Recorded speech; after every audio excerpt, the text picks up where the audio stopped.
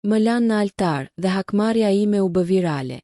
Isha ulur në një stol të vogël pranë altarit, duke ndjerë një gjysmë dridhjeje që më shtrinte çdo nerv. Këmisha ime e bardhë shkëlqente në ndritën e qirinjve, dhe trupi im dukej si një skulpturë e përpiktë e përkushtimit, por brenda meje një boshllëk i frikshëm po zgjerohej. Çdo njeri që hyri në kishë më buzëqeshi. Por ata nuk e dinin se ajo ditë që duhet të ishte më e lumtura e jetës sime po kthehej në një mag të gjallë. Gjithçka kishte filluar disa muaj më parë. Takimi i parë, fjalët e ëmbla, premtimet e pafundme për një të ardhme të përbashkët. Ai më kishte bërë të besoj se ishim të destinuar. Por disa ditë para dasmës, ndjeva një ndryshim të vogël, diçka që nuk mund ta shpjegoja. Telefonatat e shpeshta që vononin, mesazhet e ftohta që më mbushnin me dyshime. Dhe ajo heshtja e papritur kur unë përpiqesha të flisja për planifikimet e fundit. Dita e madhe erdhi me një atmosferë të pabesueshme. Lulja e freskët, muzika e ngrohtë, fytyrat e miqve dhe familjes, të gjithë të gëzuar për ne. Por ai nuk ishte atje. Në fillim mendova se po vonohej, se ndoshta trafiku apo një problem i vogël e kishte ndalur. Por kur minutat u shndërruan në orë, një frikë e thellë më kaploi. Kur më në fund, celulari im rrihte me një mesazh të thjeshtë, gjaku u ngrin në venat e mia. Më fal, nuk mund të vi. Nuk është ajo që mendoje. Nuk mund ta bëj këtë. Botë e shkundur. Zemra ime u thye në një mënyrë që nuk mund ta përshkruaj me fjalë. Të gjithë shikimet mbi mua, duart e ngrohta të familjarëve, buzëqeshjet e miqve, dhe unë vetëm me dhimbje më të thellë. Në ato momente, çdo ëndër, çdo premtim, çdo ide për një të ardhme të lumtur u shua. Por në vend që të shpërtheja në lot vetëm, diçka tjetër filloi të lindte brenda meje. Një vendosmëri e heshtur që nuk e kisha ndjer kur më parë. Nuk doja që dhimbja ime të mbetej private. Nuk doja që tradhtia e tij të kalonte pa u parë, pa u dëgjuar. Kështu që hapa telefonin dhe fillova të publikoj mesazhet, ato që zbuluan të vërtetën. Fjalët e thjeshta që tregonin se nuk kishte dashuri, por një mashtrim të ftohtë dhe të qëllimshëm. Çdo mesazh që postoja në rrjetet sociale shoqërohej me një shënim të shkurtër. Kjo është arsyeja pse nuk arriti në altar. Çuditja ishte se reagimi i njerëzve ishte i menjëhershëm. Komentet filluan të mbusheshin me mbështetje, dhjetëra mira pëlqime, dhe mesazhe që më ofronin ngushëllim dhe forcë. Ndonjëherë nuk kisha nevojë për fjalë. Vetëm shikimi i mbështetjes së atyre që ndanin historinë time më jepte një ndjenjë të fuqishme, kontrolli mbi situatën që më kishte lënë të pafuqishme. E kuptova se hakmarrja ime nuk ishte në dhunga apo fyerje, por në të vërtetën që ekspozonte atë mashtrim. Njerëzit filluan të ndanin historinë time, dhe çdo postim i ri kishte një valë të re reagimesh. Nuk ishte vetëm për mua, ishte një mesazh për çdo person që ishte ndjer i tradhtuar, i lënë, i nënvlerësuar. Në ato ditë pas braktisjes, unë mësoja diçka të çmuar. Dhimbja mund të jetë fuqia më e madhe kur shndërrohet në diçka që lidhet me të vërtetën dhe drejtësinë. Nuk kishte nevojë për zemërim apo hakmarrje fizike.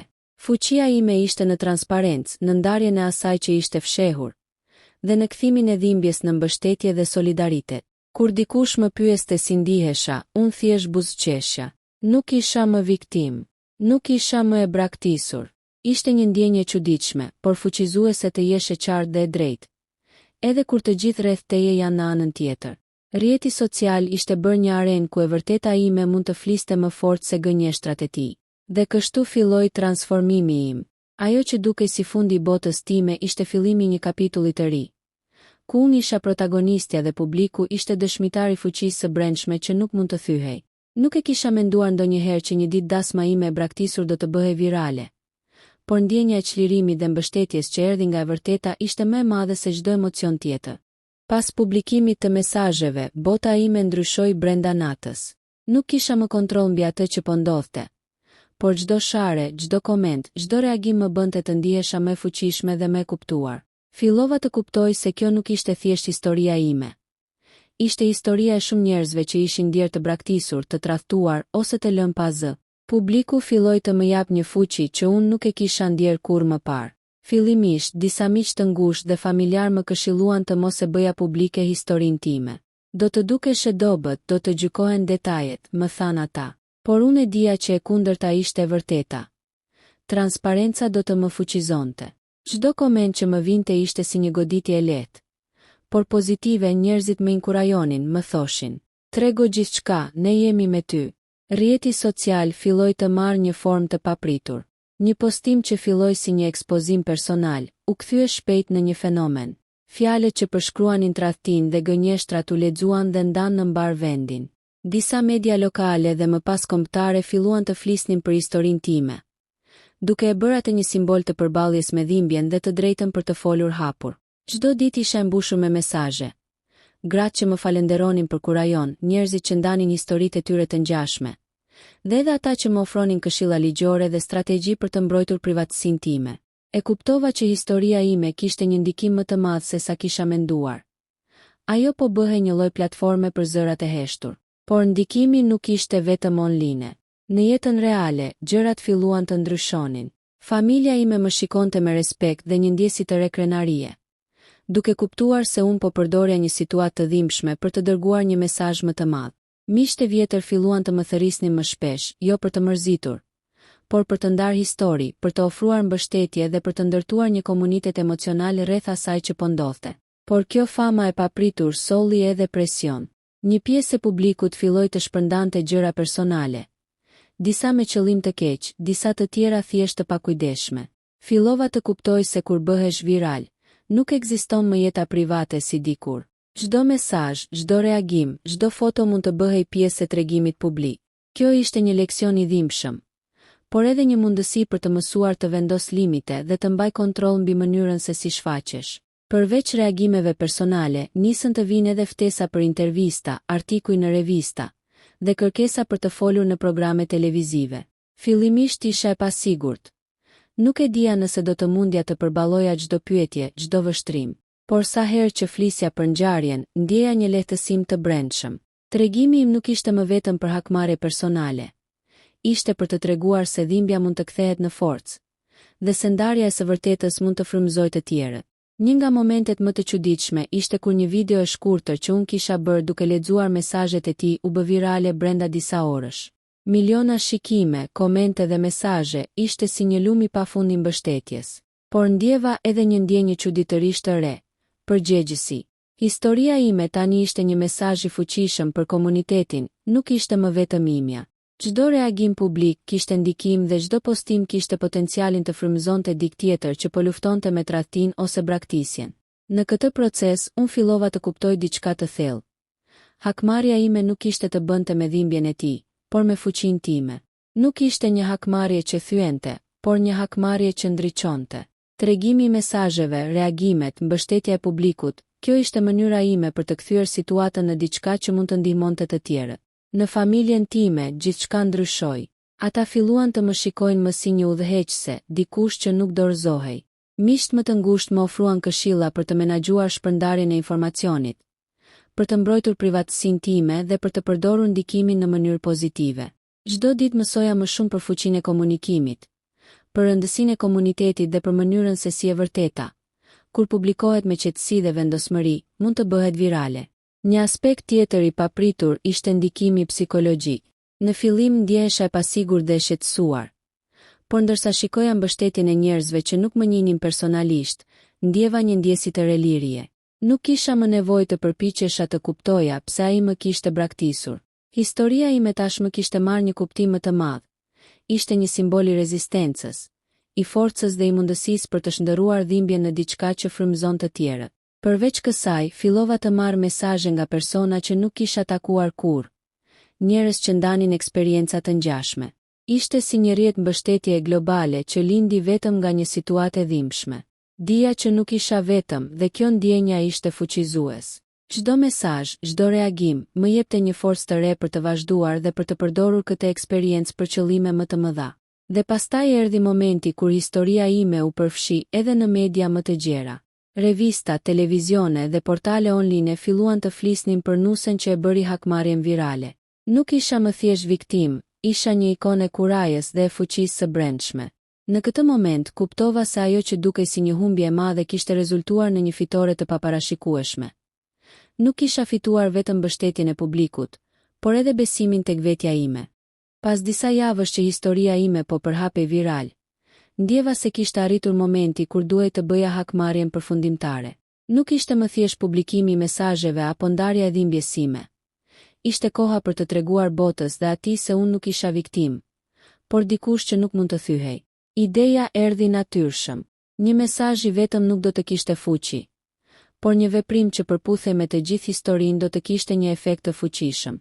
Mendova për çdo moment kur kisha ndjer tradhtin, çdo lot që kisha derdhur në heshtje, çdo premtim të thyer, dhe vendosa që do t'i jepja një mësim të thjeshtë.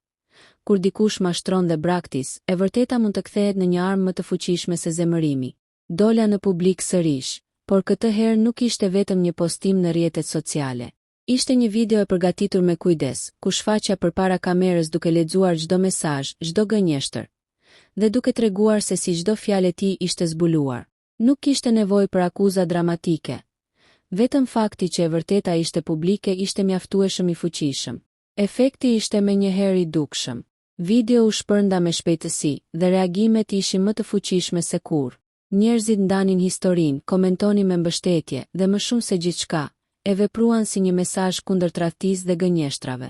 Nuk ishte më thjesht historia ime. Ishte një simbol që askush nuk mund të kontrollonte dhimbjen ose të fshehte të vërtetën.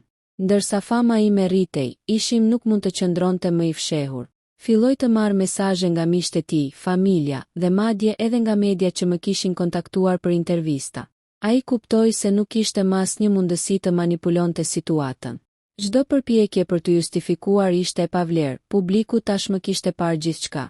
Kur e takova për herë të parë pas kësaj, nuk kishte nevojë për fjalë të mëdha.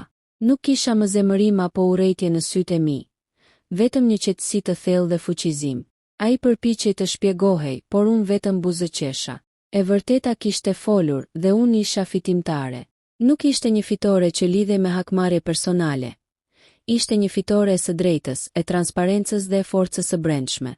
Pas këtij momenti, fillova të ndjej një ndjesi të çlirimit. Historia ime nuk ishte më vetëm një episod I dhimbshëm I jetës sime. Ajo ishte një platformë për të frymëzuar të tjerët. Fillova të marr ftesa për të folur në evente, për të dhënë intervista dhe për të ndihmuar persona që ishin ndjer të tradhtuar ose të braktisur. Çdo gjë që kisha kaluar u shndërrua në një mësim për të tjerët.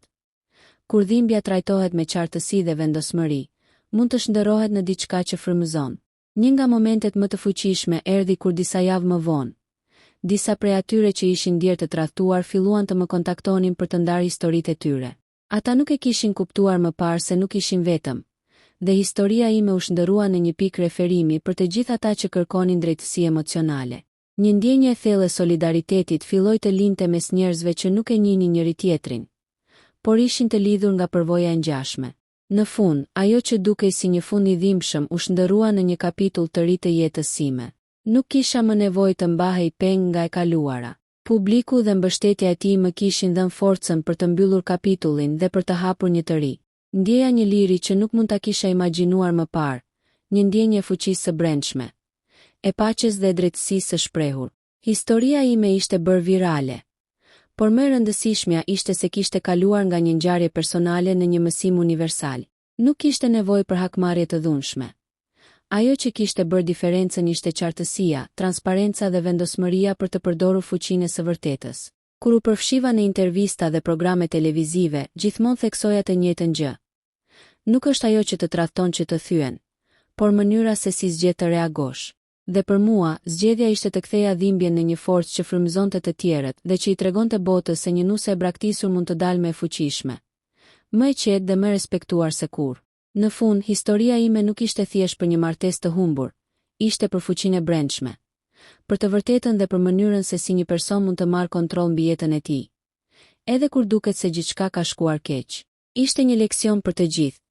Dhimbja mund të shndërrohet në fuqinë më të madhe, dhe çdo histori personale mund të bëhet virale për të frymëzuar të tjerët.